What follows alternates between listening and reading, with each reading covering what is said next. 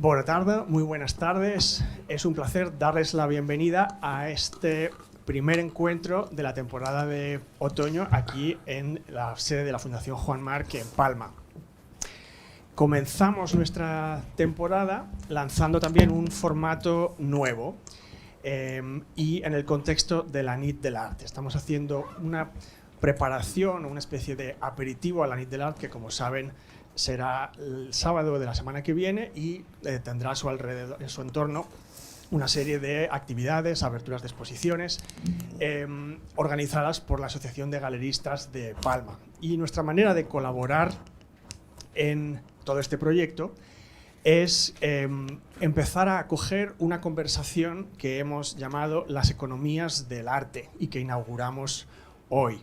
¿Qué son las economías del arte? Pues bueno, es una forma de explorar un tema que seguramente muchos de ustedes habrán pensado en algún momento. Si hay un tipo de información que llega al público general sobre el mundo del arte, quizás es los precios, a veces astronómicos, que alcanzan algunas obras de arte en el mercado. Esto es algo que llama la atención, a veces escandaliza y por lo menos da que pensar.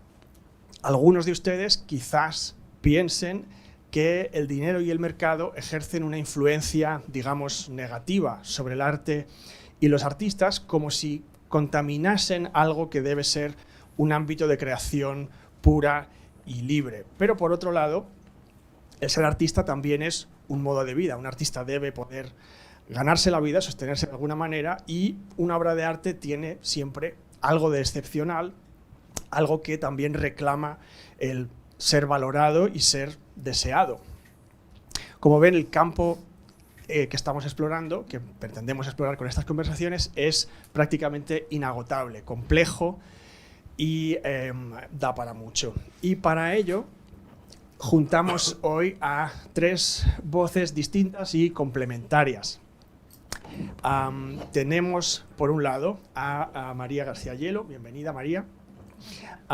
María es consejera delegada y directora de Arte Impresionista y Moderno de Christie's España. Es licenciada en Historia del Arte por la Universidad Complutense de Madrid. Fue directora de Foto España entre 2015 y 2017. Lideró el Departamento de Arte de Posguerra y Contemporáneo en Christie's España entre 2008 y 2013. Y también, antes de eso, fue subdirectora general de Conservación e Investigación en el Museo Reina Sofía entre 2005 y 2008 y adjunta de la dirección en el Museo Esteban Vicente entre 2002 y 2004. Con lo cual, como ven, es una persona con una trayectoria en el mundo de los museos y que después, como ella bromeaba el otro día en una videollamada, se ha pasado al lado oscuro o a la malvada bruja del este, en el campo del mercado del arte, que, como verán, pues no es ni tan malvado ni tan siniestro. Por otro lado, nuestro segundo invitado, Agustín Fernández Mayo, es un escritor que ha hecho muchos trabajos de poesía, ensayo y novela. También tiene una preparación como físico. Su última novela, Madre de Corazón Atómico, apareció en Seix Barral el año pasado. Es autor de ensayos como Pospoesía hacia un nuevo paradigma, que fue premio Anagrama de ensayo en 2009. Otro importante ensayo suyo que contiene reflexiones que creo que saldrán a flote durante la conversación es Teoría General de la Basura, Cultura, Apropiación, Complejidad, en Galaxia Gutenberg 2018. Y otro trabajo reciente, La Forma de la Multitud, publicado en 2023, fue el primer premio de ensayo Eugenio Trías. Y tiene otras muchas obras, como he dicho, de novela y poesía que no cabe mencionar ahora, pero digamos que también ha sido traducido a varios idiomas y es pues un escritor, una persona conocedora del mundo del arte y la cultura que ha reflexionado sobre los temas que nos interesan hoy. Y por último, casi sin necesidad de presentación, Manuel Fontán del Junco, que, como saben, es director de museos y exposiciones de la Fundación Juan Marc desde el año 2006. Es la cabeza del equipo que se dedica a custodiar las colecciones de los dos museos de la Fundación Juan March, el museo en el que estamos hoy y el Museo de Arte Abstracto Español en Cuenca, y también organizar los proyectos expositivos que acoge la sede de la Fundación en Madrid. Y antes que eso ha estado al frente de instituciones culturales como 3 sedes del Instituto Cervantes en Alemania, Portugal e Italia. Así que, bueno, pensamos que va a ser una conversación que tocará ámbitos distintos, nos llevará pues quizás a bordear el terreno de la filosofía, de la estética, de la economía, incluso de la política. No pretendemos decir la última palabra de una conversación que, como verán, pues puede siempre continuar, pero sí, bueno, darles algo que pensar, darles algunas pistas sobre este tema que pensamos que es interesante y que esperamos que les interese la tarde de hoy. Démosle, por favor, la bienvenida a nuestros 3 invitados de hoy.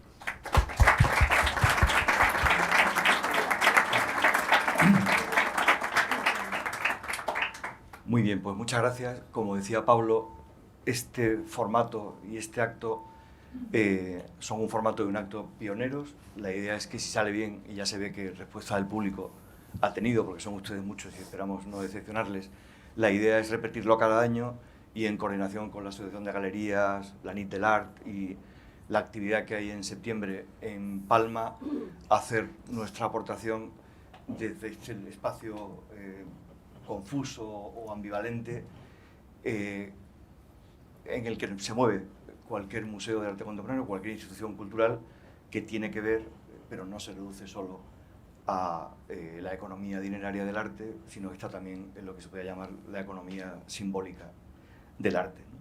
Mi tarea aquí va a ser centrar el debate en la medida que necesite ser centrado, sino descentrarlo, y moderar a María y a Agustín y conducir un acto que pensamos que va a durar unos 50, 60 minutos y en los que, lo digo para que vayan afilando su ingenio, en el que habrá lugar también para preguntas, ¿no? Del público, no solo preguntas entre nosotros, ¿no? A mí me gustaría centrarlo de una manera muy sencilla, que es sencillamente la manera, el modo que está a la base de la decisión que hemos tomado de juntar a María García Hielo, la consejera delegada de Christie's España. Christie's es una de las 2 grandes empresas del, me perdonas, duopolio del mercado del arte internacional. La otra es Sotheby's, que de manera casi simbólica se acaba de hacer con el viejo edificio del Whitney Museum of American Art en Madison Avenue, una de las calles más caras de Nueva York. O sea, que ha pasado de la economía simbólica del arte a la economía financiera, por así decirlo. Y Agustín Fernández Mayo, pues pensador, escritor, ensayista, novelista, poeta, que le ha dado muchas vueltas. Pablo se ha citado 2 libros suyos, hay más, a lo que podríamos llamar genéricamente la economía de la cultura, cómo se rige el valor en el campo cultural. Yo querría empezar intentando centrar la cuestión, antes de pasarle primero la palabra a María y después a Agustín y después ya, en fin, pues que sea lo que Dios quiera, haciendo una afirmación en la que creo que mis compañeros de mesa o de plinto estarán de acuerdo, y es que creo que no entenderemos nada si nos tomamos a rajatabla ese viejo dicho de que solo un necio confunde valor y precio. Es decir, no son lo mismo valor y precio, pero tampoco son completamente diversos y contradictorios. Si lo pensamos, creo que tenemos muy difícil entender algo sobre la economía del arte y sobre la economía de la cultura, ¿no? Tanto la simbólica como la puramente dineraria. Por eso el formato acaba recibiendo el título de Las economías del arte. Ya veremos el año que viene y el siguiente de qué temas hablamos y con qué invitados. Pero está en el título del formato que la palabra economía del arte no es una expresión unívoca, que hay economías del arte, ¿no? Que fundamentalmente se puede decir que hay 2, la dineraria, la obra de arte es un objeto por el que se paga un precio, y eso le da un valor, en eso consiste el precio, y hay otra economía que es la economía simbólica, que tiene más que ver con el derroche, con algo que no se puede pagar, con algo que no funciona como un medio, que es la obra de arte, ¿no? no son las mismas, pero tampoco son exactamente iguales. Y en sus relaciones y en su dialéctica, pues se nos irá, yo creo que esta hora, ¿no? Y por empezar aludiendo a cómo estas dos realidades se interrelacionan, a mí me impresionó mucho que un colega, cuando yo trabajaba en Alemania, que tenía una empresa de gestión musical que se llamaba Da Capo, la empresa, no él, me contó un día una historia que al parecer se atribuye a Sibelius, el compositor. Sibelius vivía en París y solía tener mucho trato, cenas, cenáculos, reuniones con gente muy rica y muy poderosa, digamos, coleccionistas, empresarios, financieros, y sus amigos artistas, que obviamente eran todos pobres como ratas, incluido Sibelius en parte, le echaban en cara que, vamos a ver, estás todo el día tratando con gente de dinero en vez de estar con nosotros, ¿no? Y Sibelius respondió diciendo, bueno, es que cuando estoy con gente así, de vez en cuando podemos hablar de arte. Cuando estamos todos nosotros juntos, solo hablamos de dinero, ¿no? O mejor dicho, de la falta de dinero, ¿no? Entonces, esta mezcla de dinero, valor y símbolo está en el centro de la discusión o de la dialéctica entre qué hace que las cosas tengan valor, qué hace que determinados objetos tengan valor y en qué sentido una parte de ese valor o todo es el precio de las cosas, ¿no? Yo creo que no está escrita todavía los principios de economía política del arte no están escritos todavía. Robert Filliou, no sé si lo he pronunciado bien, el artista belga, que fue economista antes de artista, decía que están por escribir los principios de economía poética, están por escribir el equivalente a los principios de economía dineraria o política en relación a la poética, entendida la poética en sentido griego, a lo que se hace, a las obras de arte, a los artefactos, ¿no? Que da valor a la obra de arte, que le da más o menos valor, porque ese valor fluctúa, porque a veces es inflacionario, porque a veces no lo es, ¿no? Creo que para acabar de centrar y pasarle la palabra a María, yo diría que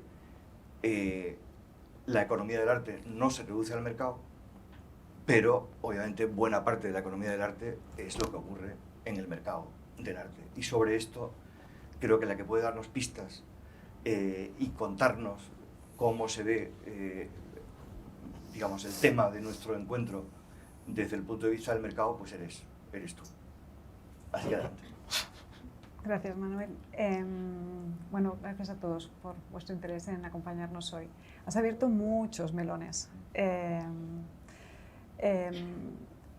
Y además, me vas a permitir que discrepe de la premisa, porque creo que el sueño es que ambas economías coincidan.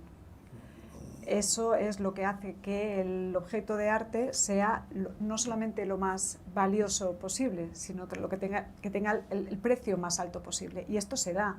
Y de hecho, en nuestro trabajo tendemos a buscar eso, ¿no? Aquellas obras cuya valor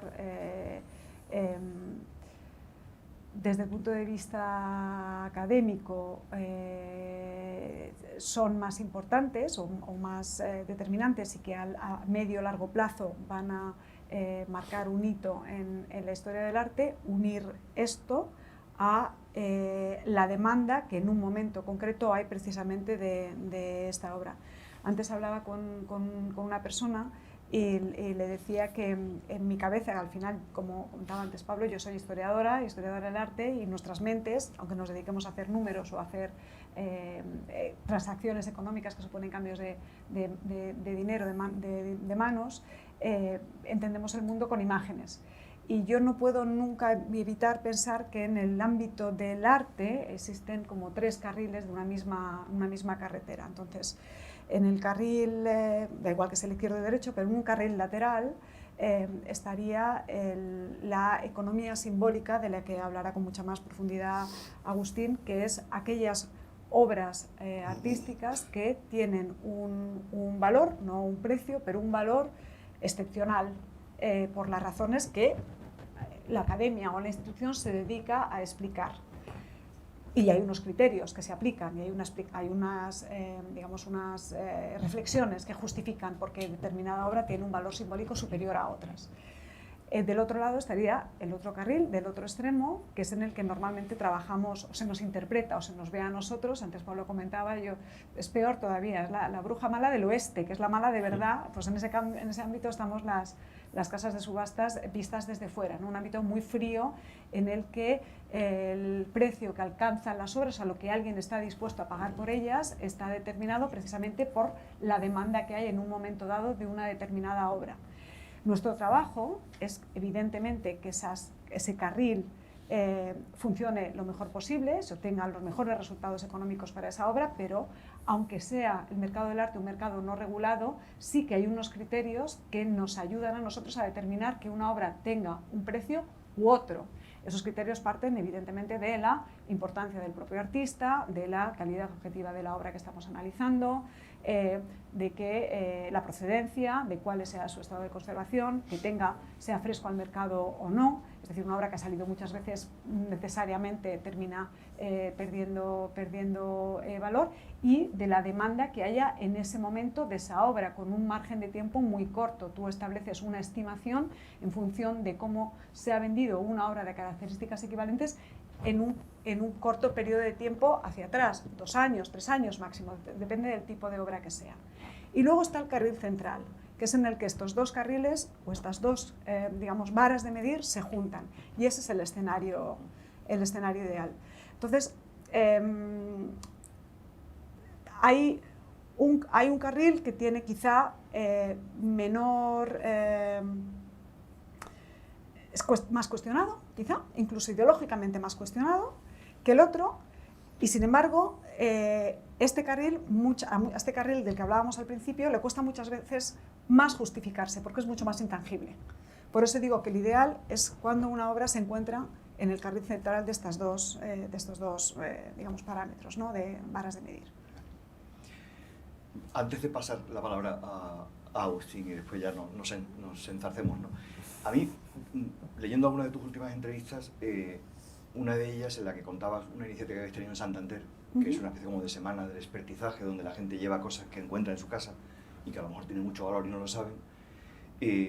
Contáis un caso en el que estas dos bandas de la carretera se unen, que es una señora, unos nietos, si no me equivoco, una familia que encuentra una carpeta de dibujos en casa de su abuela fallecida, y entonces no saben qué valor tiene, lo ponen en manos de unos expertos. Muchos no son valiosos, pero aparece uno que es muy valioso, porque es muy raro, ¿no? Y me llamaba la atención que al final se produce una compra, que la hacéis vosotros, pero lo compra en parte un coleccionista, o sea, un privado, pero para donarlo a un museo de una ciudad, de la ciudad natal de David Lloris, que es el artista. Eso es. Sí, es una historia preciosa, porque efectivamente como que recorre todas las facetas de lo que es novelable de las transacciones que nosotros hacemos. Efectivamente era una familia que tenía que recuperar una carpeta de su abuela, donde hay muchísimos documentos, no saben lo que hay. Primero hacer una primera aproximación a un agente más chiquitito, que entiende que hay un dibujo que es especialmente de una calidad superior a las demás, pero no sabe exactamente lo que es. Entonces, como no terminan de responder las preguntas que tiene la familia se dirige a nosotros. Una empresa muy grande, con muchos especialistas de distintos departamentos, muchas veces especializados en cosas muy concretas, que llevan muchos años viendo esa misma cosa, con lo cual tienen el ojo muy educado, porque otra cosa importante de la que hablar es que el ojo aprende a ver a base de ver. Es una cosa que se entrena, es un músculo, y es verdad, y os pasará a vosotros, que tú puedes pasar, ya somos muy mayores todos, cuando éramos más jóvenes íbamos por las ferias y te parabas en todos sitios. Ahora esto ya no pasa. A lo mejor nos perdemos cosas porque tenemos el ojo demasiado intoxicado de nuestros propios prejuicios, pero es verdad que a base de ver el ojo termina viendo. Entonces, por intentar hacer la historia corta, nos contactan, vemos que es un dibujo antiguo, hablamos con nuestro compañero especialista en dibujo antiguo, que casualmente, porque estas cosas ocurren, su tesis doctoral era sobre ni siquiera era un artista, era un teórico, lo que pasa es que dibujaba.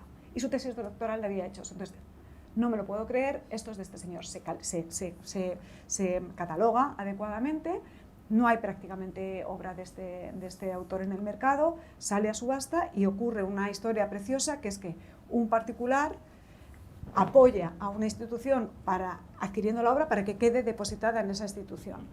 Que es algo que a lo mejor daría para otras muchas conversaciones, que es la colaboración entre lo público y lo privado, ¿no? Y cómo debería incentivarse más, ayudarse más a que esto se produjera, porque desafortunadamente, tal y como está ahora mismo el mercado del arte, que está cada vez es más, digamos, los valores son cada vez más altos, no en todo, tampoco vamos a asustarnos y dejar de ir a las galerías ni de ir a las casas de subastas y pujar por cosas que pueden tener 50 euros, 100 euros, hasta millones, cientos de millones de euros o decenas de millones de euros.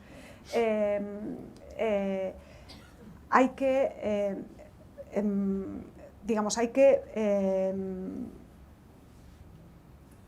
se me ha ido con los cientos de millones de euros, que son muchos, no deberían de ser cientos. Bueno, hay que aterrizar las cosas, hay que saber explicar las cosas y por qué las cosas valen dinero. Y ahí ahora llego. Desafortunadamente, actualmente, tal y como funciona el mundo, las instituciones normalmente no tienen la capacidad adquisitiva que tienen los particulares para adquirir determinadas piezas. Entonces, este tipo de matrimonios, este tipo de reconocimientos y de ayuda mutua, pues llevan historias felices como la del dibujo de David Lloris. Ese es otro gran tema de la economía del arte, que es bueno, los incentivos fiscales al coleccionismo, en fin, la famosa y preterida ley de mecenazgo, en fin, o la presencia del Estado como comprador. Eso es.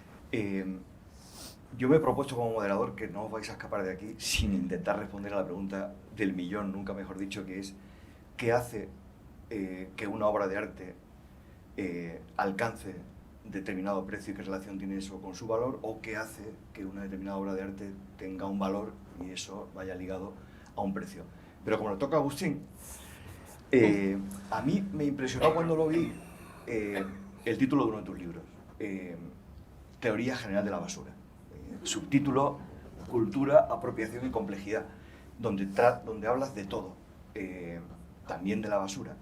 Y a mí me recordó, lo cito porque sé que le has leído y tú también le citas, una cosa que aprendí de Boris Groys en un texto sobre una exposición de Ilya Kabakov, un artista postsoviético del que ha habido exposiciones en Palma en el pasado, y que una de sus características es que trabaja mucho con los desperdicios y con la basura, digamos, sobre todo del viejo régimen soviético. Y Groys, comentando una instalación de Kabakov que se titulaba La vida de las moscas y la basura, claro, decía, a ver, en el gesto de tirar algo a la basura está implicada una decisión de valor. Si tú vas a tirar, eso lo hacemos todas las noches cuando sacamos la basura de nuestra casa, ¿no? Pero en este gesto, ¿lo tiro o no lo tiro? Si no tiene valor, lo tiras, y si tiene valor, lo conservas, ¿no? Y eso marca en cualquier cultura el terreno de lo valioso y por tanto de lo que tiene un precio y el terreno de lo que no vale nada, y lo que hay que hacer es eliminarlo. Después la cosa se complica porque lo que no vale nada puede acabar valiendo mucho y lo que vale mucho se puede inflacionar y no valer nada. Desde tu teoría general de la basura y todo eso elucubraciones, como pensador y ensayista atento también al mercado. Ya. Bueno. Y no solo al del arte, sino al de la literatura. Ya, vale. Bueno, pues gracias por la invitación antes de nada y por la presencia a todos y todas. Es un gusto estar aquí para hablar de algo de lo que en realidad no tenemos ni idea, que es lo que es estimulante, ¿no? En el fondo, ¿no? Porque estamos ensayando, nunca mejor dicho, formas de ver, ¿no? Bueno, yo estando de acuerdo con todo lo que habéis comentado, claro, ¿qué le da valor a algo, ¿no? ¿Qué le da un valor simbólico, un valor y por ende luego un valor monetario? Que es la pregunta que nos estamos planteando aquí. Bueno, yo voy quizás, si me permitís, a un origen, y es la idea de que en realidad todo texto tiene que ver con la idea de lo sagrado, de lo que está sacralizado, ¿no? Entonces, tal como yo lo veo, digamos que el sujeto, el ser humano, tiene algo dentro, todos tenemos algo íntimo. Y como algo íntimo, como una intimidad, es algo que consideramos único, sagrado para nosotros. Hay un momento en el que cualquier individuo saca eso fuera, de alguna forma, construye algo, hace algo. En cierto modo, deja de ser sagrado, porque ya entra en el mundo de lo profano, de lo mundano, ¿no? Ya no está en ese sagrario que es el cuerpo es un sagrario también, ¿no? Entonces, claro, la gran pregunta es, ¿qué ocurre con ese objeto que está ahí afuera, que puede ser un tornillo, puede ser un zapato o puede ser un cuadro de los que hay aquí expuestos? ¿Por qué eso que ya no es sagrado se vuelve a sacralizar por una sociedad? Vuelve a tomar un estatuto de objeto valioso simbólicamente y a conservar, un objeto a valorar, un objeto que... Esa es la gran pregunta para mí, ¿no? Es la pregunta que yo siempre me he planteado, que no es que tenga respuesta, pero para mí la importancia está ahí, ¿no? En ese objeto que ponemos en el mundo, ¿por qué vuelve a ser sacralizado por el mundo? Y le llamamos, por ejemplo, arte. Yo, como vengo de las ciencias, y como para mí la ciencia es un arte, para mí también la ciencia está en ese sentido sacralizada, pero no vamos a hablar de ese asunto ahora, vamos a ceñirnos al arte, a lo que todos llamamos arte, lo que estamos llamando aquí arte, que porque puede haber otros artes y otras artes. Bien, claro, ahí está el problema. El problema es que, por ejemplo, yo ahora estoy viendo una mancha allí, la estoy viendo. ¿Por qué esa mancha que estoy viendo allí es una mancha y no es una obra? Pues por un motivo muy sencillo y muy complejo al mismo tiempo. Porque esa mancha no está delimitada por un marco. ¿Qué es un marco? Un marco es lo que crea el concepto de escenario. Y esa es para mí la clave de por qué lo que no es arte, bueno, lo que no es arte no, lo que es un objeto, sea una paloma de Picasso que hacen en 3 segundos, o sea las meninas de Velázquez, o sea el urinario de Duchamp, lo que queramos, se convierte en arte cuando definimos un escenario en torno a él, le hacemos un marco. Esto podemos estar de acuerdo que podemos ver un cuadro abstracto y que si no tuviera un marco sería la propia pared, ¿no? El concepto de escenario es fundamental aquí, porque por algo estamos aquí subidos. ¿Qué es un escenario? Habitualmente un rectángulo, puede ser un círculo en el cual se desarrolla un acto, en el cual, y ahí viene otra parte fundamental, se establece un pacto de verosimilitud. Y esto es un concepto para mí fundamental. Hay un momento en el que el mundo pacta que lo que hay ahí es arte, como pacta que la obra de teatro que vas a ver es verosímil. Es lo que se llama el pacto de verosimilitud, o en la literatura entre el lector y el libro, ¿no? Cuando tú te aburres con un libro y no te lo crees, o con una película, es porque el pacto de verosimilitud que ha de existir entre el creador, o en este caso el objeto, y el receptor, se ha roto. Bien, entonces, es en ese pacto de verosimilitud en lo que se da el concepto de arte, que en cierto modo es arbitrario, claro que es arbitrario, ¿no? En el sentido de que lo que tiene que hacer el sistema del arte es crear toda un discurso, o como hoy vamos a decir pedantemente, se dice, sobre todo en términos políticos, un relato, que abro paréntesis, ahora que estamos en streaming y nos ve toda España, me hace mucha gracia cuando los posmodernistas, como yo hace 30 años, hablábamos del relato, los grandes relatos de Lyotard, y se reían. Y ahora todos los políticos usan el término relato, con lo cual están admitiendo que es un constructo teórico. Bueno, pues en el arte, como en todo, ocurre igual. Se crea un relato que legitima que el pacto de verosimilitud no se rompa. No se rompa. Por eso seguimos diciendo pues, que no solo las meninas es arte, sino que un urinario en un museo de Duchamp es arte, ¿no? Porque el pacto de verosimilitud no se ha roto. Y ojo, porque esto tiene que ver también con la idea de, vamos a decirlo así, la idea del chamán, la idea del mago, de la magia, porque es lo que es el mago, la magia, ¿no? Yo de repente hago así y aparece algo, ¿no? O yo he tocado esto y como o con el fetichismo, yo he tocado esto y como Agustín Fernández Mayo ha tocado este vaso, hay un fan que lo va a conservar y lo va a vender por millones y millones de euros, ojalá, cosa que no va a ocurrir, o el zapato o el calcetín de Michael Jackson. Claro, ese fetichismo es porque ha creado un relato de verosimilitud en torno a que se conserva algo. Eso es la magia en el sentido estricto del pensamiento mágico desde el punto de vista antropológico, ¿no? Eso, queramos o no, funciona en el arte, no solo funciona en criterios técnicos, porque es que además los criterios técnicos en el arte no existen.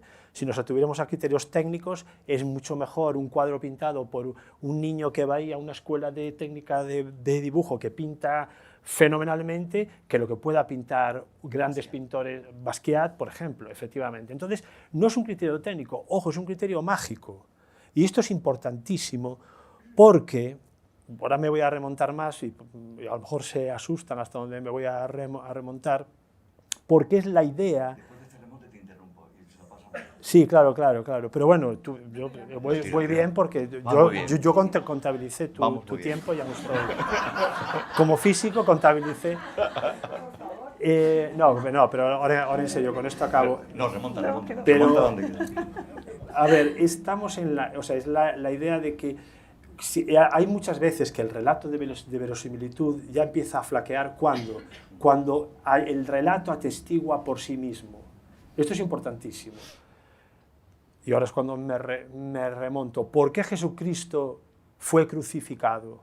Porque Jesucristo, supuestamente, el personaje histórico, en un juicio, que el juicio más importante de la historia de Occidente, al menos, que es el juicio de Pilatos a Jesucristo, hay un momento en que a Jesucristo le dicen, pero usted, ¿por qué dice esto? ¿Quién da testimonio de lo que usted dice? Y Jesucristo dice, yo atestiguo por mí mismo. Dice, no, es que uno no puede atestiguar por sí mismo.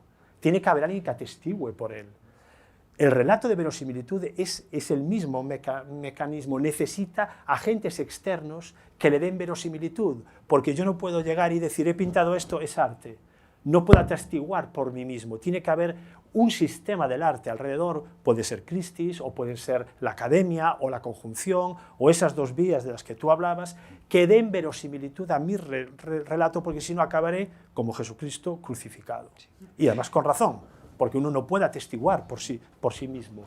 Solo atestigua por sí mismo el chamán o el político que dice, creedme. ¿Y por qué no? Porque me tenéis que creer. No, perdone. Usted me tiene que dar pruebas de algo. Y yo en todo esto no veo ningún problema y ahora sí con esto acabo.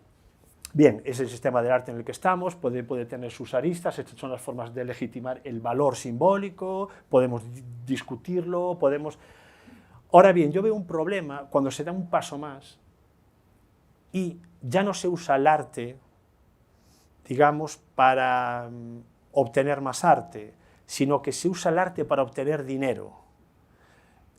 Y esto está estudiado por Marx en el capítulo 1 del Capital, habla de cómo hay un momento en que el dinero, que bueno, fue lo que pasó con la burbuja inmobiliaria y con todas las burbujas, el dinero no es el agente intercambiador universal de un objeto por otro objeto, es al contrario. Tú tienes dinero y utilizas un objeto, por ejemplo arte, para conseguir más dinero. En ese momento el dinero ya no es el intercambiador, el dinero es el objeto de arte en sí mismo. Tú quieres conseguir dinero, no arte. Y es cuando entraríamos en otro punto, que a lo mejor podemos hablar luego, que me parece muy, muy interesante, como el dinero, como la obra de arte total, como yo creo que lo es. Sí. De ahí que el capitalismo triunfe. Y ojo, el capitalismo no ha hecho más que empezar. Ese es mi vaticinio. Pero claro, atestiguo por mí mismo. Puede que me digan, bueno, tendrá que demostrarlo, ¿no? A ver, yo creo que has elevado, como esperábamos, el debate sobre mi introducción y has complementado lo que... Bueno, en un complemento, yo creo, a lo que tú dices, lo que ha dicho María, ¿no? Tomándote la palabra, efectivamente, digamos, en el sagrario del cuerpo o del alma de cada uno hay algo que es sagrado, eso sale, y tú has puesto 3 ejemplos que a mí me sirven para seguirte, ¿no? Entonces, tú puedes producir un tornillo, puedes producir un zapato o puedes producir un Mondrian. Por ejemplo, como el que se acaba de vender en Christie's por 47 millones de euros, a mi modo de ver, justificadísimo. ¿Cuál es la diferencia entre el tornillo, el zapato y el Mondrian? En los términos, digamos, religiosos, sagrados y sacrificiales a los que te has remontado, que yo creo que son los justos, ¿eh? O sea, a mí no me parece que, por ejemplo, entre las obras de la que probablemente sea la vanguardia más radical, el suprematismo ruso haya cuadrados negros, cuadrados blancos, círculos blancos y cruces. O que aparezca la cruz, que es un signo más y por tanto es un signo económico en la obra de Tapies, por ejemplo, ¿no? O en tantas otras, o la de Boix. Lo que le pasa al zapato y al tornillo, que son dos invenciones humanas, igual que el Mondrian, es que no se los ha creado como fines en sí mismos, sino como medios. Es decir, siguen siendo profanos, mientras que la única función, entre comillas, que tiene un Mondrian es ninguna. Con un Mondrian no se puede hacer nada, nada más que seguir contemplándolo como un objeto sagrado. O ocasionalmente venderlo y obtener dinero, Claro, que es a lo que voy, con claro. la última parte de mi intervención. Claro, entonces, fuera del museo es un objeto de cambio, compras y vendes. El único lugar en el que puedes sacralizarlo, o el contexto al que tú te referías, el escenario en el que la obra de arte no tiene otra función más que ser contemplada, es el museo, que por cierto es un invento del siglo XVIII, y es lo que permite que a partir de ese momento, y sobre todo en el siglo XX, cualquier objeto sea declarado, depende de los testigos, claro, como una obra de arte, ¿no? Antes no ocurría. O sea que de pronto hay determinados objetos que no quieren entrar en la esfera de los medios, que es la esfera de lo profano, lo que haces para otra cosa, sino que adquieren un cierto estatuto, por decirlo con una palabra ya definitiva, religioso, teológico, ¿no? Teológico, claro. Y la complicación viene porque efectivamente estoy totalmente de acuerdo contigo, para gran alegría de María, si es que tenemos razón tú y yo, que yo creo que a lo que más se parece la obra de arte contemporánea es al dinero. ¿Al? Dinero. Bueno, es que el dinero es una teología. Es un consenso. Totalmente. Y por tanto... el dinero es una fe. Claro. ¿No? O sea, todo dinero es crédito. Todo dinero es crédito. Yo ahora saco 5 euros que quizá tenga en el bolsillo, no tengo más porque soy escritor y no ganamos nada. Los del arte sí que ganan dinero, pero por eso somos más libres, porque podemos... Totalmente. ¿Hay algún artista en la sala? Hay varios y varias. Y además buenos y buenas todos ellos. Pero claro, el dinero, pues el dinero en dónde está, es un acto de fe. Todo. Sí. Antes aún, cuando yo era pequeño incluso, había billetes que ponían el Banco de España pagará X pesetas a quien... Porque había el equivalente en oro, había un patrón, la convertible. Desde que ya el oro dejó de ser el sistema patrón, ya no es convertible. El dinero, esto lo tiene muy estudiado Giorgio Agamben en varios libros muy interesantes, como el dinero es fe. Y estos 5 euros, ¿por qué son? A ver, ¿dónde están mis 5 euros que yo puse en el banco? Ya no están en ninguna parte, ¿no? Sí. Entonces, claro, es una fe como fe, el capitalismo es una fe, ya no solo todo lo que sabemos de Max Weber, luego de Walter Benjamin, sino que es que además es una fe en sí misma, porque el dinero no está en ninguna parte y sin embargo creemos que lo tenemos, ¿no? Pero eso tendría como consecuencia... Como el arte conceptual, por sí. otra parte, que podríamos hablar mucho de esto. Esta gente tarada que llega a un museo y rompe el urinario de Duchamp, pensando que rompe la obra y no se da cuenta de que la obra es el concepto, sí. No el urinario, podría ser ese como otro, ¿no? Pero siguiendo tu lógica y llevándolo otra vez al terreno de María, o sea, puede que esa presunta contradicción entre, digamos, el valor sagrado y el purismo del museo y, por otra parte, la cara oculta del arte, que es el mercado, con todas sus maquinaciones, tal, sea una contradicción falsa, porque si esto es verdad, las subastas, o sea, digamos, el concurso a ver qué tiene más valor, que se parece bastante a algunos rituales de los descritos por los antropólogos, ¿no? Que son luchas a ver quién derrocha más, quién tiene más valor, quién manda más.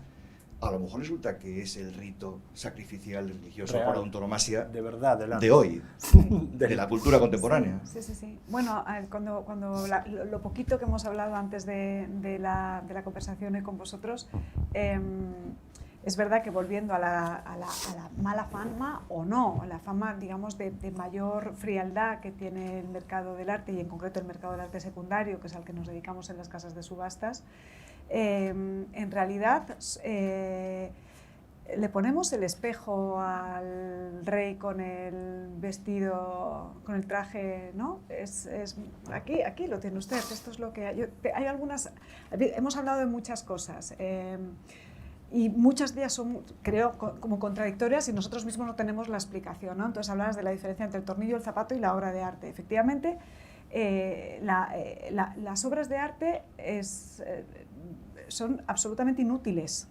No tienen ninguna función pragmática y esto puede parecer una boutade o puede incluso enfadar a los propios artistas, pero es real. O sea, y sin embargo es lo único que nos distingue del resto de los seres vivos. Y por tanto tiene que tener un valor y un Por precio eso lo dotamos de esa especial. calidad. Claro, claro, es por eso que lo hacemos. Es lo único que nos distingue de cualquier otro ser vivo. Creamos cosas que no son útiles y las creamos porque no podemos evitar crearlas.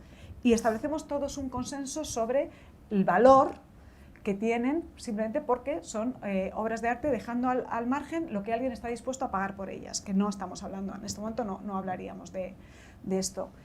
Y del mismo modo, yo recuerdo una anécdota con un compañero, como os decía antes, afortunadamente hay gente que sabe mucho de su trabajo, del departamento en el que trabaja, de las obras, de la categoría con la que trabaja, y estábamos, me vais a permitir la anécdota con perdón, estábamos en una subasta en Nueva York, en la preparación de unos días previos a una subasta en Nueva York y en Londres.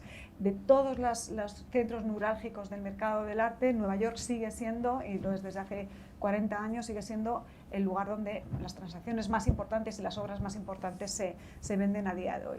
Y teníamos una obra que era un retrato de Dora Maar, de Picasso, del año 37, que tenía todos los tics que os comentaba antes. Picasso, Dora Maar, año 37, fresco al mercado, colección procedencia impecable, y no había interés. Nadie nos había preguntado por la obra, muy poca gente había preguntado por la obra, nadie nos había pedido un informe de conservación, parecía que no había interés. Entonces estábamos todos los que somos más, en aquel momento más inexpertos, diciendo, pero ¿y qué pasa? ¿Y qué pasa? ¿Por qué no hay interés? Entonces este hombre muy sabio se quedó mirando y dijo, es que está fea. Y era lo que explicaba, o sea, al final el ser humano lo que quiere es convivir con algo que le dé placer, que le inspire. Lo vivimos en la pandemia. Quienes trabajáis en instituciones, amigos que trabajáis en museos, cuando entrasteis por primera vez en el museo había una cosa como que os recibían las obras. Eso es intangible y es inexplicable. Y es muy difícil cuantificarlo y justificarlo, pero es. Y ahí entramos nosotros. Que buscamos el mercado del arte es un mercado no regulado, no hay al centímetro, no es como el oro, que actualmente, que lo sepáis, 100 gramos, un gramo de oro son 100 euros. En el mercado del arte esto no existe, no es al centímetro. Hay unos intangibles. Es relativo. Es relativo, pero hay que explicarlo y hay que distinguir eso, si está fea o no, si es Dora o no, si es el 37 o no, y esto hace que las cosas tengan un determinado precio. Agustín ha dicho antes, hablando del valor, ha dicho, si queremos arbitrario, pero acabas de citar a Agamben y tú te ocupas de ese libro y te tomas muy en serio como él. Cuando en el año 71 Nixon acaba con la convertibilidad entre el dólar y el oro, lo que significa que el dinero pierde el correlato real, por así decirlo, y $5 no son el equivalente a unos miligramos de oro, sino que son equivalentes a 5 euros. Y tienes que creer, dar crédito, por eso los bancos se llaman bancos de crédito, que eso tiene valor. Claro, eso habla de la relatividad del mercado y de la relatividad de los valores, pero me parece que relatividad no es lo mismo que arbitrariedad. Es decir, creo que no acertamos si pensamos que hay una especie de grupo de gente que se reúne una vez al año en Davos y otra vez al año en Nueva York y otra vez en Maastricht y deciden con maquinaciones oscuras qué va a determinar el valor. Esto es mucho más complejo, ¿no? Claro. Muchísimo más complejo, ¿no? Por supuesto, claro que es complejo y además cuidado, protesta. Y unos perros en la calle de atrás. Y además es que hay, mira, podríamos hablar mucho del fenómeno planetario llamado lo que yo llamo la mascotización del mundo, que tiene que ver, que es crear un relato en torno a esa cosa que llamamos animal, convertirla en mascota y atribuirle caracteres humanos que no tiene. Como a una mancha le podemos atribuir caracteres de arte que a lo mejor pueden. Hay una arbitrariedad ahí muy, muy interesante. No lo olviden, la mascotización del mundo. Pues contaré algo que tiene que ver con las mascotas y el arte, si me dejáis. No, no, por favor, porque me pondré enfermo. O sí, porque me pondré No, más porque la enfermo. mascota resultó casi destruida. Mejor. Quienes estamos a favor de los animales y en contra de las mascotas, pensamos, bueno, a lo que íbamos. Por supuesto que no es una arbitrariedad, es una relatividad. Y además es una relatividad legítima, porque las cosas son relativas, nada tiene un valor exacto. Pero bueno, sí que hay luego, pero ahí está a lo mejor la perversión del sistema, que es precisamente que se arma de un relativismo tan bien montado que terminamos dando por establecido y por dogma de fe algo que a lo mejor ya no nos cuestionamos, que es, mira que yo soy conceptualista y duchampiano hasta la médula, pero a lo mejor dice, bueno, pero ¿por qué un portabotellas es una obra? O sea, hay un momento en que yo creo que es bueno irse a las primeras preguntas, ¿no? Eso por un lado, por lo demás estoy totalmente de acuerdo con vosotros contigo y contigo de que el ser humano, precisamente ese plus de arbitrariedad o ese plus más que de arbitrariedad, de buscar algo que no sirva para nada es lo que nos hace humanos, efectivamente, ¿no? Pero luego, ojo, porque por poner una pequeña piedra en el camino, para que no todo sea... luego yo sí que veo prácticas en el arte, que no exactamente en el mercado del arte, pero que tienen que ver con el mercado del arte, que considero que son un armazón fraudulento. Y voy a intentar explicarlo a lo que me refiero. Por ejemplo, creo que filosóficamente o conceptualmente la idea de el libro de artista, por ejemplo, no tiene ningún sentido. En el sentido de que se venda por un dinero que cobre un valor cada vez más alto, ¿no? Sí que un artista haga un libro, evidentemente, ¿no? Voy a tratar de explicar, o un vídeo, ¿no? El videoarte que se vende, ¿Por qué? Porque quienes nos dedicamos a la escritura lo sabemos bien, y ustedes también, el libro es un objeto creado para ser infinitamente reproducido. Entonces el libro, si se fijan bien ustedes, es una filosofía intrínseca, una ontología, si se quiere, que es totalmente contraria a la del arte. El arte es el objeto único que se vende como excelencia única, sagrada, lo que sea, y el libro es lo contrario. Es un objeto que cuanto más se replique, mejor. Yo como escritor lo que quiero es que mis libros se distribuyan y que se vendan y que se repitan millones de veces porque tendré más lectores. Un pintor dirá, no, yo tengo este cuadro y como es uno, lo puedo vender por mucho dinero. Pero puede que dentro de 4 siglos el último ejemplar de tu Nocilla Lab alcance 50 millones de euros en una subasta. Correcto, y es cuando ya no será un libro. Será una obra sacralizada, algo que a mí como escritor no me interesa. Es decir, yo cuando mis amigos y amigas artistas me proponen hacer libros de artista, yo no les digo nada y yo encantado, venga, sí, pero a mí, y se emocionan y me parece fenomenal porque son libros bonitos. Pero en realidad a mí como escritor es algo que no me interesa nada, porque yo lo que me interesa es que mis libros se vendan en Shanghái, en Norteamérica, en todo el mundo. ¿Y por qué? Porque hay una base filosófica que es la opuesta, que es que el libro ha de repetirse. ¿Sí? Igual pasa con el vídeo. El vídeo es para que las cintas de vídeo se repliquen en tu casa. ¿Qué ocurre? Que el sistema del arte lo que hace es seriarlo. Claro, al seriarlo, corta la serie y es lo que le da valor como objeto único. Esto, en física llamamos a esto introducir una corrección en la teoría a mano. Y está muy desprestigiado en la ciencia. Es decir, cuando tú elaboras una teoría que funciona perfectamente y de repente algo falla, metes una corrección a mano que funciona ahí, aunque contradiga los principios de la teoría. Entonces, el videoarte, en el sentido de venderlo, o de seriarlo, voy a decir, no de venderlo, de seriarlo, o el libro de artista, en el sentido de seriarlo, como tantas piezas de arte que son reproducibles infinitamente, pero se serian para que adquieran un valor, es una corrección introducida a mano en el sistema del arte, que a mí me parece, en el sentido filosófico del término, un fraude filosófico. Un fraude filosófico. No monetario, porque se supone que el que lo compra ya sabe lo que compra y por qué lo compra. Ahora, yo nunca compraría un libro de artista ni loco. Ni loco. Porque Ahora, sé que no tiene ningún sentido, ¿no? Porque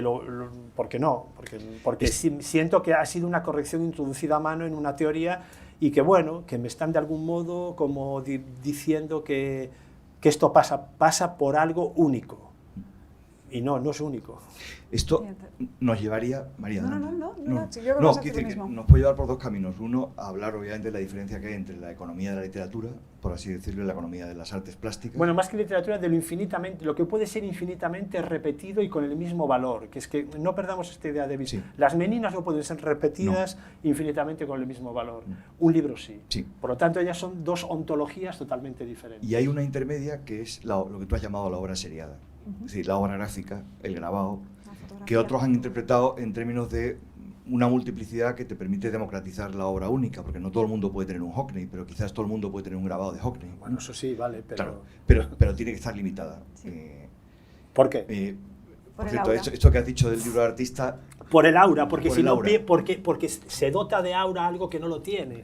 Sí. Originalmente ya, claro, Ya, es que ahí pero está Bueno, lo que todo. pasa es que las auras migran, ¿no? Por cierto, que junto al libro de artistas, no sé si le vas a coger también manía al llamado fotolibro, porque... Total, es que, es que la fotografía, déjame la Y fotografía. que no se ofendan los fotógrafos, pero hace 25 años uno tenía en su biblioteca, pues no sé, viejas historias de Castilla la Vieja con fotos de Ramón Massat. Que me encantan, que tengo en mi casa. Y texto de Delibes. Pero Pero que ahora no- es un fotolibro y entonces Vamos a puede poner- costar 1.500 euros. Por eso. Poner un anuncio antes de la... ¿no? Hay contenido que puede ofender a determinadas La sensibilidad. personas. Sí. Eso Hay sí, que sí. ponerlo.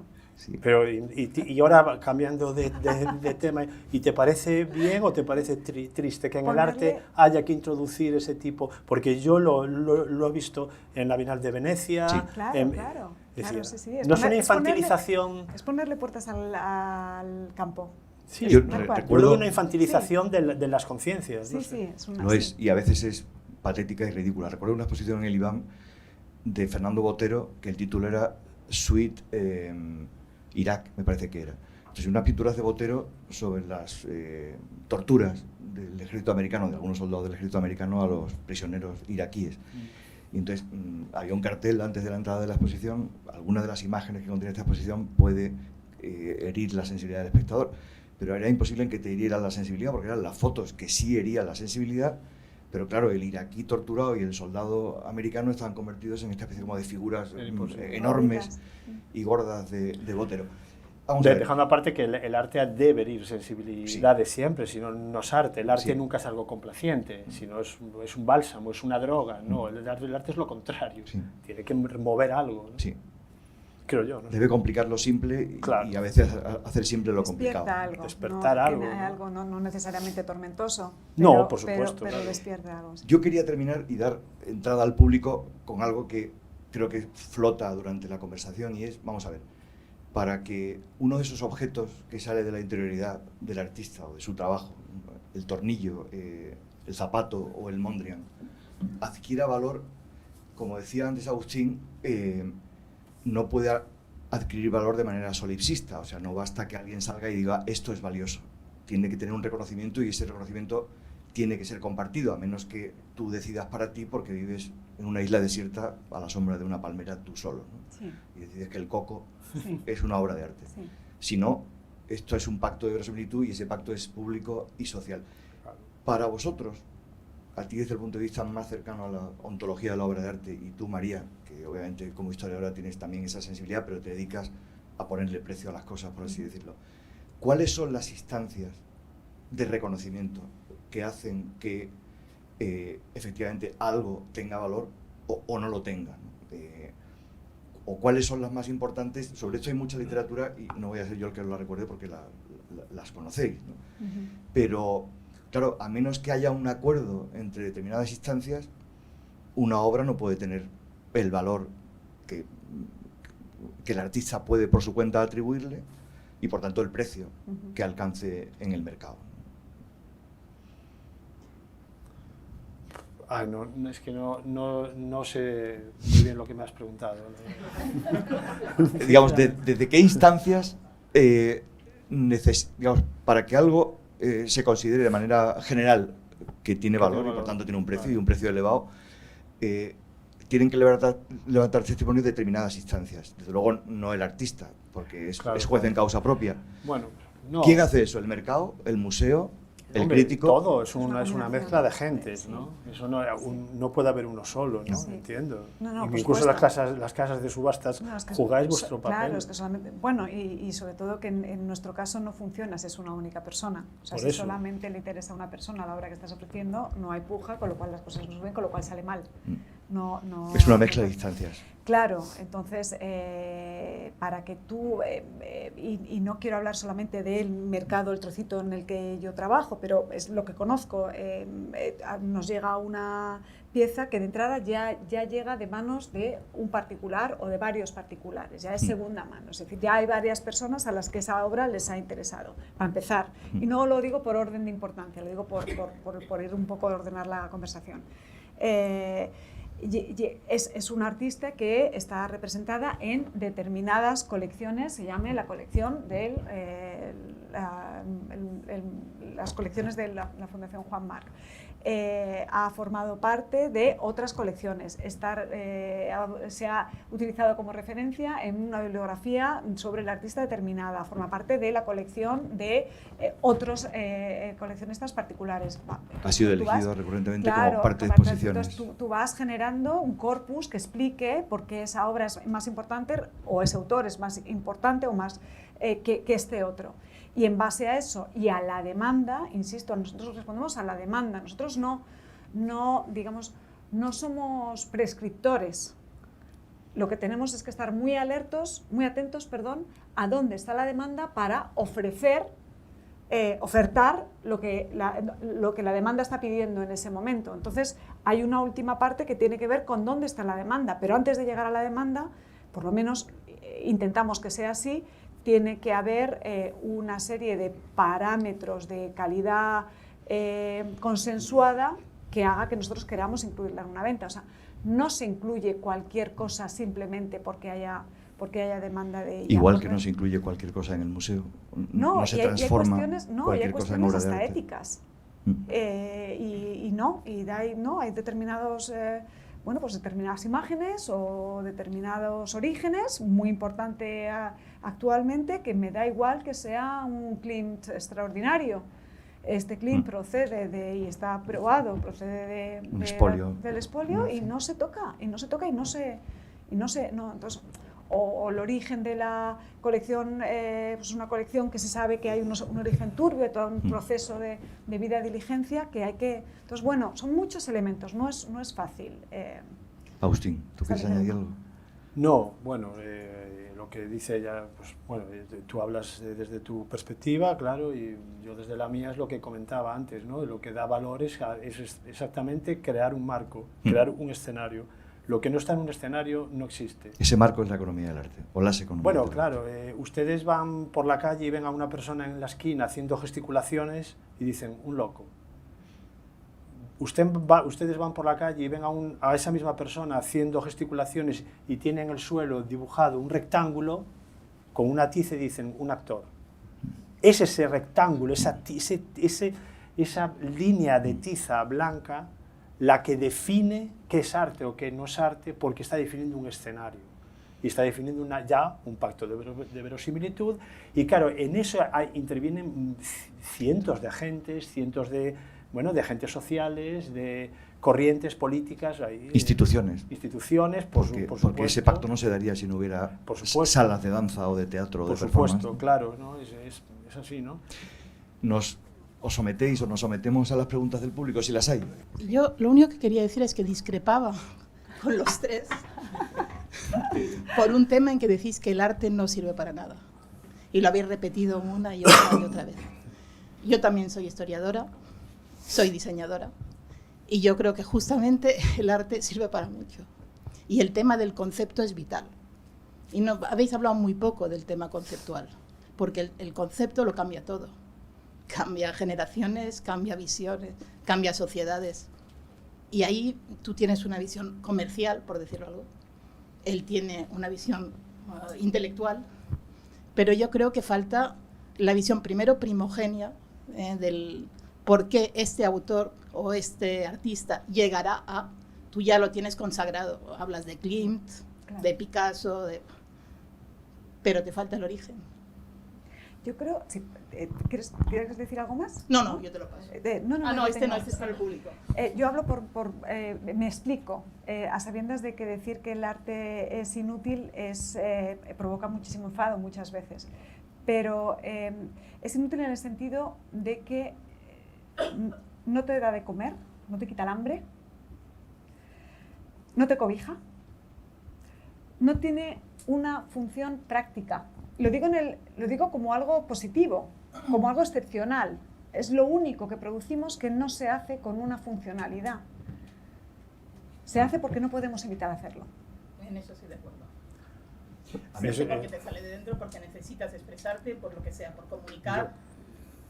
Hay un artista contemporáneo que es diseñador como tú también, Bruno Munari, que definía las obras de arte como máquinas inútiles. Es decir, máquinas que no tienen una función más que la de existir. Esa es una forma un poco alambicada y mecánica de decir que en el fondo todos consideramos que la obra de arte de valor incalculable, aquello que nos define culturalmente, no es un medio para otro fin, sino que es un fin. Y la pregunta, ¿para qué sirven los fines?, no tiene sentido. Los fines no están para ninguna otra cosa, más que para ser fines. Y para dar sentido, que es la gran utilidad, pero no es una utilidad pragmática. Es la utilidad que te da el tener sentido. Y que repercute muchísimo en la sociedad. Es decir, que Sí, la escuela flamenca, pero no, que haya aparecido un Miró, ha cambiado completamente. pero la no como estética. repercute un tornillo para abrochar dos piezas, o como repercute como medio un zapato para andar por la calle sin Mira, yo soy fastidiarte el diseñadora pie. de zapatos. Por lo tanto, es otra historia, porque Sí. el zapato es una cosa muy industrial y muy funcional. Claro. Entonces, En ese sentido, yo creo que sigue vigente la definición que daba Kant del arte, que es una frase muy sencilla, pero muy visionaria, que es una finalidad sin fin. O sea, es algo que tú haces sin ningún fin en concreto, ¿no? Lo haces pues por un deleite, por una emoción, por una... no sé. una revolución. Pero, bueno, pero es que toda revolución viene siempre de una emoción. ¿Por qué tú besas a alguien? ¿Por una finalidad? Bueno, si eres muy mercantilista, sí. Pero es como el beso. Es una pulsión que sale sin ninguna finalidad en concreto más que dar el beso, ¿no? Por decir algo, ¿no? Por poner este ejemplo, podemos poner otros muchos, ¿no? Pero, por supuesto, luego el arte, claro, que repercute en la sociedad. Pero eso no quiere decir que el trabajo primigenio se haga por una finalidad práctica. O sea, ¿no te parece? Perdón Eso por está- apostillaros, eso ¿no? está Pero muy ¿no te parece que estudiado, No lo- quiero monopolizar No, no, pero- pero la está muy- discusión. Pero está dentro de... Porque Pero claro, está dentro si de lo algo que es hablamos. útil y es un medio, tiene un precio. Si algo no es útil y es un fin, tiene otro precio, habitualmente mayor. Pero ¿no te parece que en el mundo nuestro, en el que lo útil está omnipresente, el arte es algo que nos enseña que lo útil es importante, perdón, que lo útil es necesario, si no moriríamos, ¿no? Pero no es lo más importante?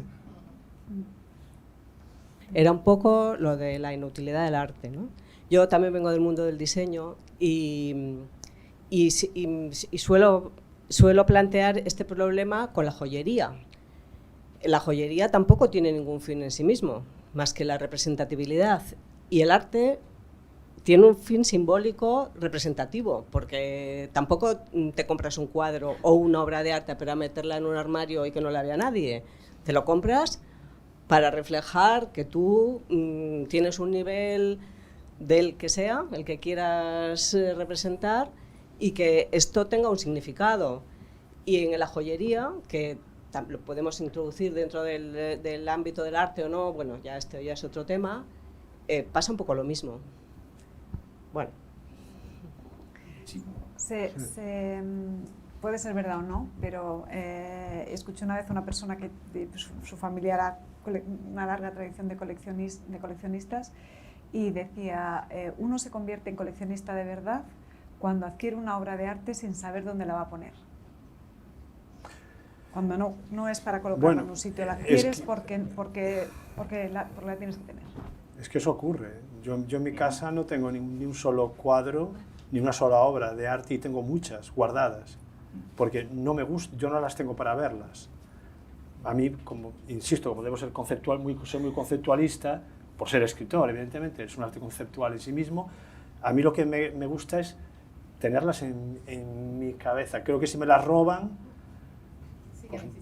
siguen existiendo, ¿no? O sea que no todo el arte es para que lo vean, ¿no? O para lucirlo, aunque otro arte sí. Claro, el arte de la joyería es un arte muy especial porque es específicamente para lucirlo. Bueno, o no, pero ya es raro comprarse un diamante para tenerlo allí como el avaro, que lo guarda bajo... Bueno, pero entonces ya usted me habla de mercado, ya, claro, me habla de mercado. Ya. Hay una pregunta. Símil que has hecho antes de las carreteras, cuando has hablado de la importancia del artista a la hora de establecer un valor para una obra. Claro, hemos heredado como históricamente pues, que Picasso es un artista, que Mondrian es un artista, pero hoy en día, por ejemplo, con tanto artista tan visible, porque hoy en día todo el mundo es artista, todo el mundo tiene su Instagram y publica sus cosas. En apariencia. Sí, exacto. Por eso, hoy en día, ¿cómo lo hacéis para valorar la importancia del artista? Es la pregunta del $1.000.000. Pasa, por ejemplo, cuando en los años, yo creo que antes Pablo ha mencionado, yo trabajé unos años en un festival de fotografía, en el momento en el que estaba estallando la fotografía digital, hablo del año 2012-2013. Y era una pregunta que nos hacíamos constantemente, y ahora ya es una locura absoluta, ¿no? Ya no sé las cifras porque a uno se le escapan como lo de los 400, los cientos de millones. La cantidad de imágenes que producimos con nuestros teléfonos, alguien tendrá las cifras, pero no son como miles de millones todo el rato. Eso no quiere decir que todo el mundo que saca una fotografía sea fotógrafo. Entonces, volvemos a lo mismo, hay que pararse, hay que pensar, hay que estudiar, hay que leer, hay que comparar, hay que mirar, hay que aislarse del ruido, de la sobreexposición a las imágenes, hay que aislarse de todo eso y al final el arte, que es inútil, termina diciendo esto sí y esto no. ¿Qué cosas os pasará? No sé si os pasa a vosotros, que hay exposiciones a las que vas y hay determinadas obras que el ojo, ¿no? Y a lo mejor en el momento no te das cuenta y te vas a tu casa y hay algo que se ha quedado en el ojo y dices, era esto. Pero perdón.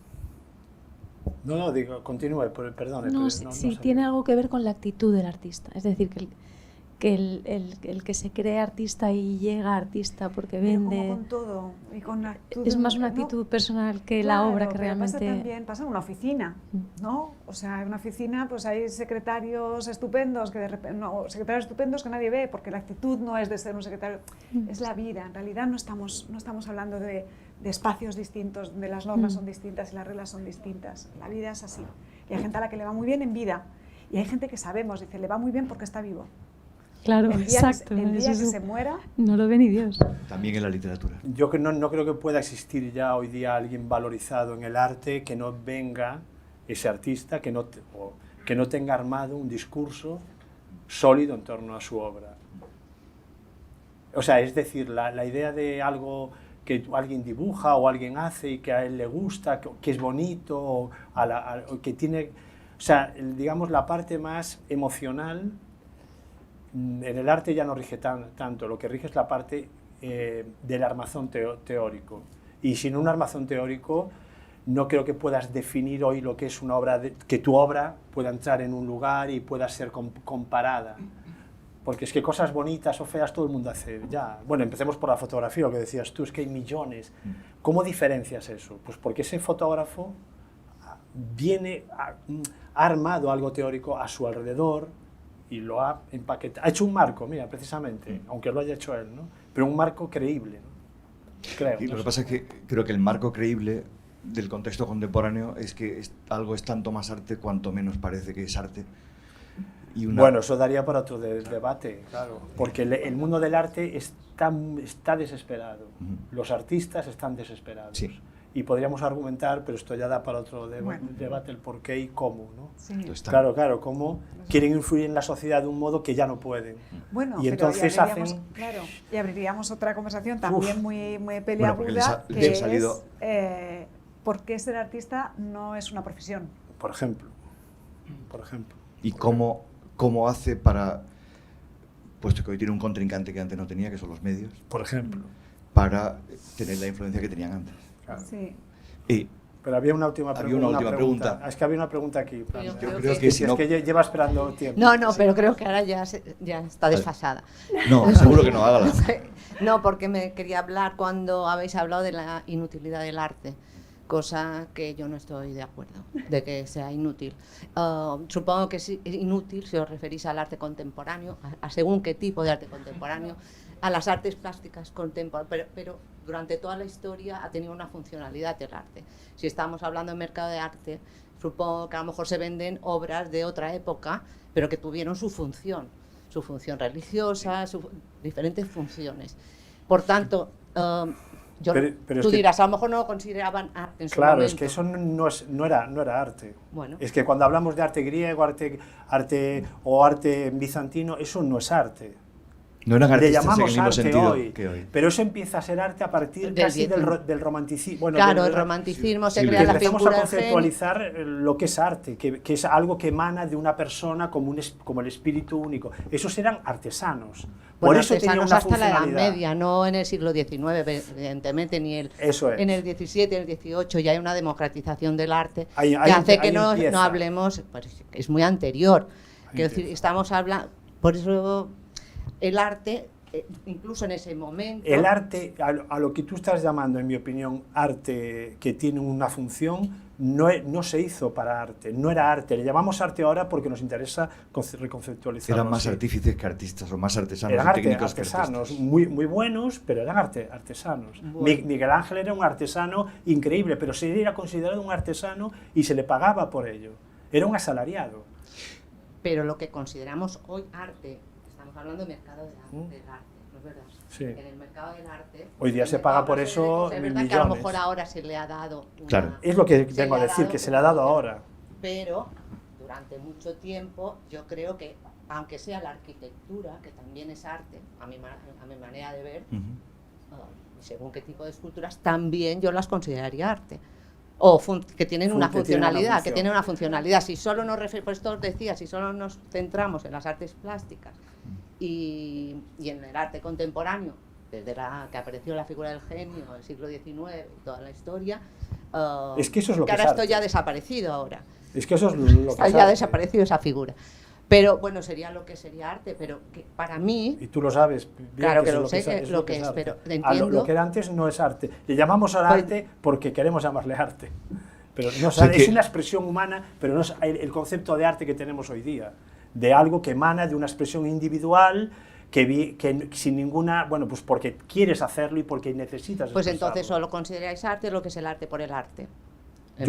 Para mí el arte es algo que empieza en torno al siglo XVIII y XIX. Lo anterior son artesanos muy buenos y ya está. Sin desmerecer, que a lo mejor los prefiero a lo de hoy. ¿eh? Sí. Yo no estoy haciendo No. un juicio de valor. A lo mejor es mejor ser un buen artesano que un artista contemporáneo. ¿eh? Y el, Cuidado. Bueno, y- a y lo de mejor- hecho- Cuidado, no, yo no estoy haciendo un juicio de valor. no, ¿eh? y de hecho el valor históricamente ha cambiado. O sea, en 1920 era mucho más caro un mueble de Ruhlmann que una pintura de Picasso. Claro. Y ahora no. Yo creo que asusta un poco lo de que la obra de arte es una máquina inútil o que el arte es inútil, porque la palabra inútil, sobre todo en castellano, está ocupada por esta cosa un poco despectiva de eres un inútil, ¿no? O sea, no. Pero No, en el a mí no me sentido- asusta en absoluto, eso lo digo. Pero digamos que la obra de arte es inútil en el sentido de que no es un útil que se pueda usar para otra cosa, sino que tiene un valor por sí mismo. Muy buena Sí, eso es muy esto, como lo has explicativo. hilado, con Claro. el concepto del el útil, Claro. el objeto. Claro, Entonces, eso digamos, es. y por eso los Me gusta. museos, yendo a tu ejemplo y a lo que Agustín, aquello sobre lo que Agustín ha llamado la atención, y es que es el propio, o sea, el lenguaje es artificial, y por tanto el concepto de arte a su vez es artístico, ha ido cambiando y no tenía el mismo sentido para los griegos que para los romanos que hoy. Los museos están llenas de obras de arte que en el fondo son diseño desfuncionalizado. Una Madonna románica que está hoy en un museo y vamos a ver para admirar su belleza, en realidad era un objeto funcional que estaba en una iglesia y cuyo valor era ser un objeto de Un culto. objeto de culto. Como hoy en día, que también hay obras que siguen en su contexto. Claro, pero muchísimas. digamos que como Sí. en parte hemos sustituido esa especie de... o sea, antes la gente... Hoy vamos a los museos a no entender nada. que es a lo que la gente iba antes a la iglesia. Pues sí. No se entiende nada porque nadie se puede creer que alguien está transformando pan y vino en algo sobrenatural. Entonces te lo crees, le das crédito.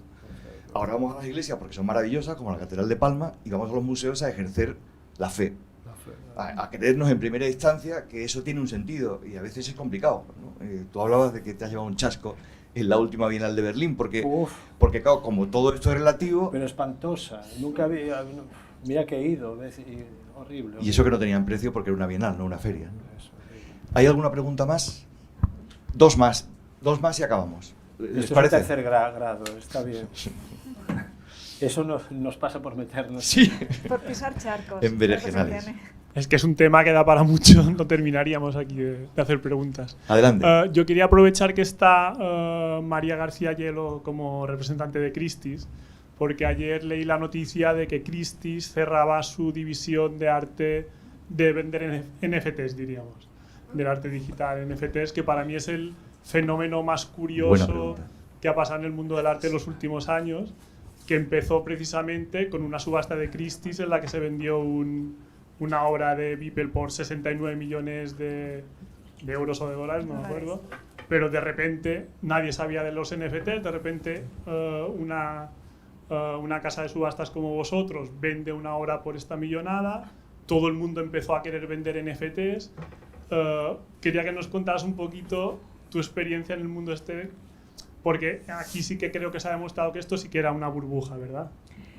En un momento dado de la conversación, lo que pasa que era abrir otra línea de conversación, que nos íbamos demasiado del tema, estaba a punto de hablar de la criptomoneda, porque ahí hablamos ya entonces lo que es el valor, incluso el valor del propio dinero y lo que es el consenso del valor, en fin, yo no tengo el conocimiento suficiente para hablar en público.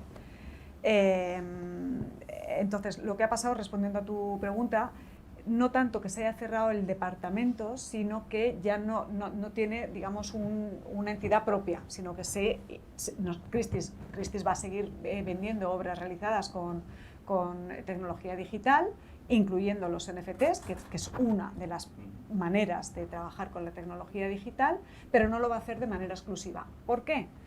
Por la muchas veces mencionada oferta y demanda.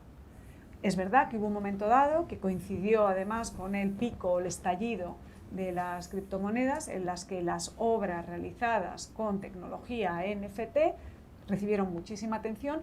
Hubo muchas personas atentas a esto que, para nuestra sorpresa, porque la obra de Beeple, que no sabemos, a ver qué pasa, salió en $100. La primera puja fue una puja, para que no lo sepáis, una puja online, una subasta online de un único lote. Una obra realizada con NFTs, que es un sistema, da igual, sería demasiado largo de explicar y, como digo, yo no soy especialista. Empezó un día, salió por $100 y poco a poco fue subiendo, de día en día va subiendo y la hora antes de que se cerrara la subasta, de $100 saltó a 1 millón. Y en una hora saltó a 69 millones de dólares, para asombro de todos nosotros, incluido el artista. ¿Quién la compró? La compró una persona que había hecho dinero a través de... ¿Y se ha devaluado o sigue? Entonces, eso en un momento dado fue, tanto es así que, por ejemplo, en nuestro caso y en caso también de Sotheby's, nosotros hemos tenido, depende de la obra que sea, del momento que sea, pero hay personas que pueden pujar con determinadas criptomonedas. Eso hay un wallet que se llama y tú puedes transaccionar. Porque volvemos a hablar antes, no se puede poner puertas al campo. Esto está aquí, es real. Las personas que tienen criptomoneda compran casas, montan empresas, adquieren obras de arte, o sea, no, hablemos, las cosas son así y hay que entenderlas. Entonces, ¿cuál es la diferencia? ¿Dónde tenemos que tener cuidado? En la calidad de la obra. O sea, la tecnología digital es una tecnología, igual que lo es el cincel, igual que lo es el grafito, y es una tecnología.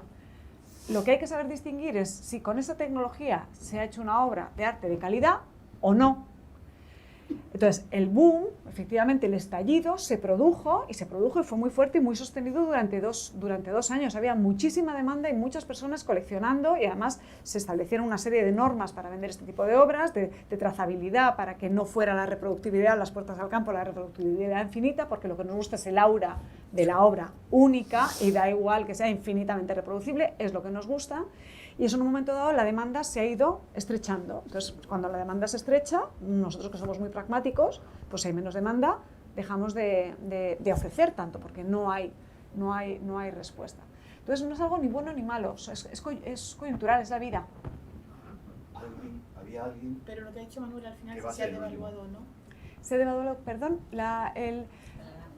Bueno, si no ha salido al mercado no se puede saber, ¿no? Claro, exacto, tendría que volver a saber, pero probablemente la demanda fuera menor. Actualmente la demanda sería menor, probablemente. Quedaba alguien que quería hacer una última pregunta. Quedaba yo simplemente, es que iba a redundar en este tema de los NFT, pero ya corto ahí. Lo único que quería exponer es el hecho de que me ha parecido en esa interesantísima conversación que hemos tenido, que han tenido, es que hemos redefinido esas corrientes estéticas del siglo XIX, del arte por el arte y el arte como finalidad. Entonces parece ser que el arte por el arte lo podríamos redefinir a la vista de la conversación hecha como que no sirve para nada. Y entonces todo lo otro yo sigue teniendo vigencia, porque hoy en día hay mucho arte que tiene una finalidad. Con lo cual, yo no sé si estamos redefiniendo ese concepto estético o esos conceptos estéticos. ¿A qué finalidad se refiere? ¿A qué finalidad se refiere? Pues, por ejemplo, una que hemos estado comentando al principio de la conversación, que está enmarcada dentro de, por ejemplo, la política, sin ir más lejos. El arte ha servido de finalidad en la política desde siempre. O sea, la historia demuestra casi desde Sumeria, ¿no? O sea, hasta hoy. Entonces, eso es una finalidad en sí mismo. Pero fíjese que el arte que se hace explícitamente por política suele ser un arte que decae muy rápido y que deja de estar valorizado porque se le ve la instrumentalización muy rápido. Otra cosa es que se haga un arte, o yo escriba un libro para escribirlo, porque y alguna corriente política luego lo use para algo, eso sí.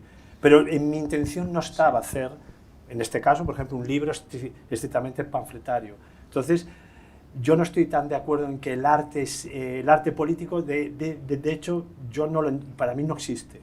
Político o social, ¿eh? A ver si ni el arte social. Entendámonos, es decir, tenemos un Barceló que ha hecho una magnífica capilla desde mi punto de vista, en la catedral, y eso ha sido una obra con una finalidad concreta. ¿Y usted considera eso una obra de arte? Desde mi punto de vista, sí. Para mí no. Actual, concreta. No en el mismo sentido en el que, que hablas de obra de arte en un cuadro de Barcelona, un museo. Yo hablo de la finalidad, en sí. No me malinterpreten, pero no considero esa obra como... porque obviamente no es una obra de arte, es una obra que se hace con una función específica. Con una función, con una finalidad, sí. Claro. No entremos a valorar si nos gusta, si no nos gusta, pero tiene o ha tenido una finalidad concreta. ¿Ah? Entonces, para mí, desde el punto de vista ontológico, no. Tenemos que terminar. Llevamos 1 hora y 20 y hay muchas ganas de seguir. Así que yo quiero terminar dándole las gracias infinitas a María García Hielo y a Agustín Fernández Mayo. Un placer.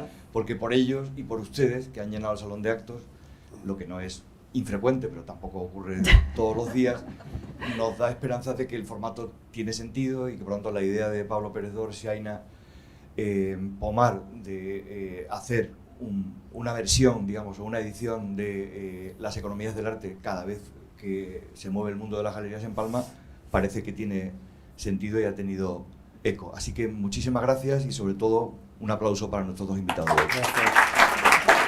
Gracias.